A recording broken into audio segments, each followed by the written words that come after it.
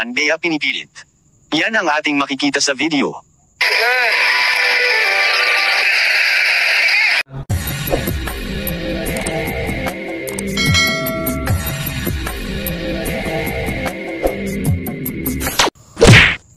Alright, what's up mga tangay? Welcome back. This is my YouTube channel, Katangay PLC. Isang papagpalang araw mga tangay. Good morning, good afternoon, at good evening. Alright mga tangay, kung di ka pa nakasubscribe sa kasama ng Kalingap kay Kuya Bal Santos Matubang, mag-subscribe ka na para updated ka sa mga upload ni Kuya Bal. Like and share natin mga premiere live. At kay Atid na, kung di ka pa nakasubscribe, mag-subscribe ka mga tayo para updated ka sa mga upload ni Atid na. At kay Kalingap Prab, kung di ka pa nakasubscribe, isubscribe natin, panoorin natin mga vlogs ni Kalingap Prab sa Love Team, sa charity, sa katulad nito kay Bia, mga beneficiary na magkapatid na tinatawag na ito, parang doon sa mga thumbnail o ano, parang may vlog si Kalingap Prab dyan at ang mga Kalingap, mga idol. At sa ibang mga charity vlogger katulad kay Business Official, Papadins TV, mga charity vlogger yan, mga supportahan na reaction din ako dyan. At hindi ka pa nakasubscribe sa munting YouTube channel ko, mga mag-subscribe ka na para updated ka sa mga upload reaction ko, mga kagaya nito. Hindi ka pa nakapalo sa Facebook ko, Katangay PLC at Katangay PLC 2.0 sa Facebook page ko. Nag-active din ako dyan, nag-upload rin ako dyan ng reaction. Mga magpalo ka na. At maniyan ako dyan. So, alright mga tangay. Panoorin natin at gawa natin ng reaction ito. Dito sa, sa thumbnail ko. Naku po. Nagulat ako dito sa nangyayari sa kanya. So, wala akong, dito. Hindi ko inaano tong beneficiary ni Kalingap Prab. Gusto ko lang malaman kung totoo ba ito nangyayari sa kanya. So, tuloy natin. At samahan niya ako mga tayo mga Kalingap. Halaka, Bea may karanasan nga. At tatay pinaghahanap ng pinagtataguan niya. Magandang araw sa inyong lahat mga Kalingap at isang mapagpalang araw po sa ating lahat. Sanay hindi niyo po dito, mga Kalingap, minsan lang ako nakapanood dito na parang nag-outing sila, na sinama sila ni Kalingap Prab para minsan lang man ito, ilang episode na ba, na magkapatid na sumbyata ito sila. So, napanood ko na vlog si Kalingap Prab doon sa sinama sila ni Kalingap Prab magligo sa ilog. So, tatlong mga kapatid to parang si Bia na hindi talaga naligo. Kung correct or wrong, comment down below mga idol nanonood kung si Bia yun. So, niyaya ni Kalingap Prab na kumain. So, sa akin, baka naya. Siyempre, mga gwapo mga keyboys tapos nakaubad pa sila Kalingap Prab macho, tapos mababae yan, di ba? So baka naya, sabi nga ni Kalingap Prab, huwag ka maya. So huwag sila maya dahil pamilya ang tinuturing ni Kalingap Prab sa kanila.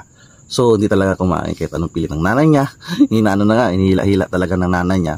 So baka mayroong si Bia, nahiya rin talaga sa Kalingap Prab. Siyempre, nakakita nila si Kalingap Prab na kayo join sa kanilang sitwasyon, pero ganoon ka gwapong mga vlogger, di ba? Marami sila dyan, sila Kalingap Prab.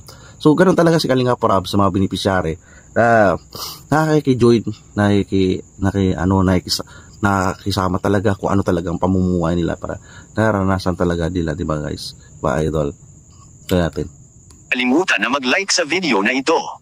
At paunawa tapusin muna ang kabuuan ng video na ito mga Kalingap at para malaman ang nilalaman nito.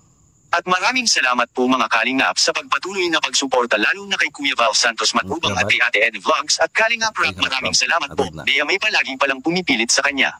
At may naging karanasan pala talaga si Bea. Pero bago yun mga Kalingap ay pag-usapan muna natin ang patungkol sa magkakapatid na mahiyain na kung saan hindi talaga sila basta-basta na makakausap at alam na alam yun ni Kalingap Prab. First episode ito mga Kalingap mga idol. Parang first episode ito na vlog ni Kalingap Prab. So parang natutulala sila. So mas maganda siguro talaga check up, di ba? Check up. O sa sitwasyon ng buhay nila parang na-trauma sila, di ba? So dito, kung anong vlogs ito sa thumbnail, hindi ko hindi natin kasi hindi ko na panood umpisa talaga. So pasilip-silip lang ako sa mga upload ni Kalingap Prab dito sa tatlong mga kapatid na to. So sa akin lang dapat yung nanay bantayan niya rin. So hindi rin natin, baka nagtatrabaho rin yung nanay. So tulungan din nila yung sarili nila o ng mga kapatid na bakit ganito, kausapin, di ba? O baka hindi sila nakapag sa lamuay. Kakaiba talaga sila. salamuha sa ano, may ibang mga ano, o baka sa ano lang din sa vlog ni Kalinga Prab, baka ganun lang din sila na mayayain talaga, nakikita nila may camera, di ba? So may mga ano ikala natin i-balance baka sa off-cam ay hindi ganun sila, nakikipag-join sila maglaro din, di ba, sa kapwa nila mga babae, mga pinsan, di ba? Ang magkakapatid na sina Chris, Melissa, at Bea. Sa isang tahimik na barangay, may tatlong magkakapatid na babae na sina Chris, Melissa, at Bea. Chris, Melissa. Kilala sila sa kanilang pagiging mahiyain. Sa tuwing may bisita sa kanilang bahay, palaging si Chris ang humaharap habang sina Melissa at Bea ay agad na nagtutungo sa kanilang. Si Chris ang humarap. Doon sa vlog ni Kalinga Prab ay si Chris din nakakausap ni Kalinga Prab. Sila Bea, tapos ano yung isa ay ano sila, tulala sila, diba mga idol, diba mga Kalingap, tuloy natin. Loob sa kanilang bahay. Sa paaralan man o sa mga pagtitipon, madalas silang nakatago sa likod ng kanilang mga kaibigan, tahimik at walang imik. Ngunit sa kabila ng tila mahinahong ugali, may mas malalim na suliraning unti-unting lumilitaw, lalo na kina Melissa at Bea. Wala silang confidence o siguro naisip nila yung kanilang sitwasyon, wala silang confidence, wala silang hiharap sa mga kaklase nila o sa ibang tao dahil sa sitwasyon nila, o dahil puro babae pa sila, di ba? Mga idol, mga Kalingap, mga takay. So hindi natin pero tuloy-tuloy natin panoorin mga bawat episode ni Kalinga para malalaman natin sa akin, para malalaman natin kung ano ba nangyari sa tatlong mga kapatid ito. So talagang misteryoso o nangyari dito sa tatlong mga kapatid na to. Bakit gano'n nangyari sa kanila, di ba? Pero at least yung unti-unti na sila, basta nandiyan sila Kalinga Prab. Talaga kabang-abang kasi yung nila, story life. 'Di ba? Bakit naganyan sila, natutulala sila si Bea, 'di ba? Ilingid sa pansin ng mga nakapaligid sa kanila na pabago-bago ang ugali ni Melissa at Bea. Minsan sila ay masayahin, puno ng sigla at lakas ng loob, ngunit sa isang iglap ay bigla na lamang nagiging malungkot at irritable. Sa umpisa, ang mga picture na to, video, diyan ako nakapanood. Baka may talaga may karamdaman. So kailangan din talaga ipa-check up, baka ganoon may karamdaman si Bea, may, di ba? Hindi ko na dito banggatin, mga Kalingap, matay. Karamdaman na lang, di ba? So kailangan niya dalay sa doktor ba, di ba? Ang eksperto lang yan, doktor lang makapalinawanag bakit ganoon sila makapagsalamuha, di ba? Kalingap, mga idol, matay. Pagbabago sa kanilang asal ay tinuring lamang na bahagi ng normal na pagdadalaga.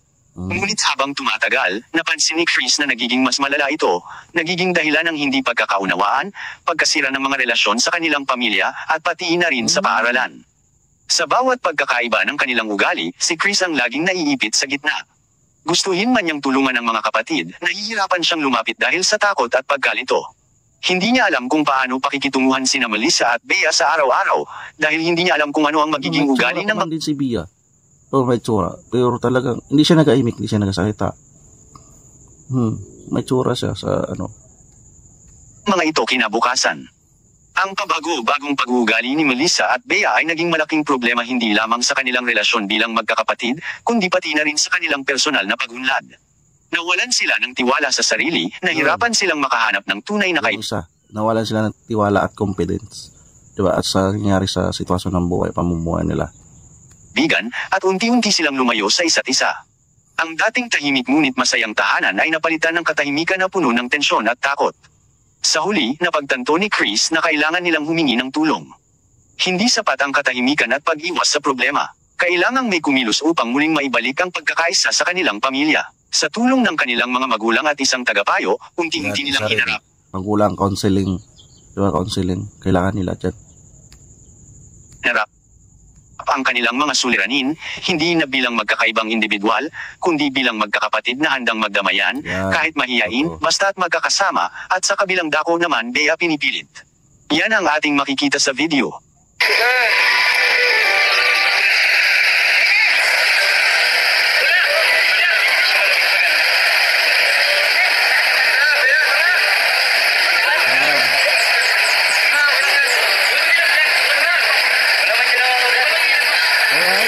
So nakuha ko na. So walang yung thumbnail na yan, paliwanag ko. So dito nakuha ko na rin na Kalingap, mga idol. So dito pinipilit si Bea ng mama niya na maligo, maki-join, di ba? Maki-join dito yung Kalingap Rab. So, yun ang pala ng thumbnail na ito. So, ito sa mga viewers baka ma-clickbait kayo. So, dito sa vlogs, dito ako napanood ko ito, na episode na ito. So, baka din naman mga viewers diyan ma-interpret. No, dito pinipilit pala ng nanay niya maligo, maki-join. So, hinila talaga sa gitna si Bia para dito napanood ko na ito. So, hindi talaga si nahiya siguro talaga si Bia. So, tuloy natin.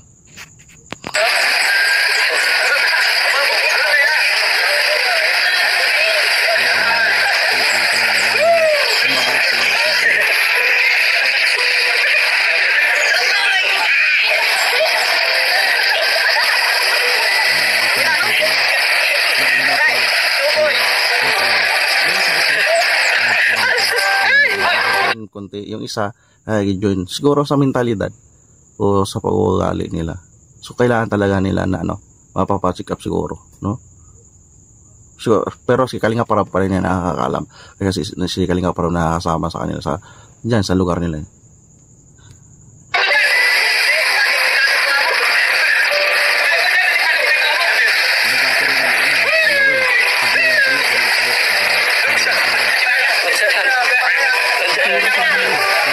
Bitsura si Bia bitsura siya, dapat na siya, mano siya, gumaling, baka mayroong karamdaman, di ba? Ayan po,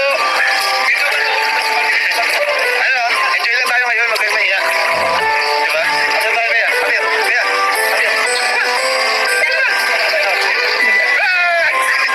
Kaya nag-a-appear naman siya, ibig sabihin nakaintindi sabi nga ni Kalingap Rab, enjoy lang tayo, wag tayo mahiya. Nag-a-appear din siya, nangiti rin siya, hindi siya nagatingin. So, ibig sabihin nahiya siya, di ba mga idol? Diba? So, entertain, kailangan, yung mailap sila, di ba, sa ganitong mga aktibidad na, outing, sa ibang tao, kay Kalingap Rab, siguro nagugulat sila, bakit ganito, gwapo nila, mas gamit ganito sitwasyon namin, ay nakikijun sila, hindi nila naunaan siguro na isa yung therapy sa kanila, na para magkaroon madagdag confidence sa sarili nila, diba? So, alright, kaya lang reaction ko. At di ko pa nakasubscribe sa ama ng Kalingap kay Kuya Bal Santos Mato, mag-subscribe ka na para update ka sa mga upload ni Kuya Bal. Like, share natin ang donation ng mga vlog niya Kuya Bal. At na, kung di ka pa nakasubscribe, mag-subscribe ka na para update ka na sa mga upload niya atid na. At kay Kalingap Rab, kung di ka pa nakasubscribe, subscribe natin mga vlogs Kalingap Rab. Tulad dito sa tatlong pagkapatid na to, grabe yung story ng tatlong mo, imbis mag-enjoy, di ba? Na ganito, parang nababalot sila sa ganyan na limitado yung kilos nila. Iba-iba yan, nagapunta sa mall, di ba? So, kung hindi ka pa nakasubscribe sa aking YouTube channel, subscribe ka na para update ka sa mga upload reaction mga ganito. At hindi ka pa nakapalo sa Facebook ko, Katangay PLC, nag-upload din ako. At DP page ko, Katangay PLC, Official, follow ka na para update sa mga upload ko rin dyan. Active din ako dyan. At Kika Business Official, papadin subscribe natin mga idol. Alright mga tay, maraming salamat yan na reaction ko. See you next sa reaction ko. At maraming salamat at lagi tayong mag-ingat mga tay. Adios, bye-bye, thank you.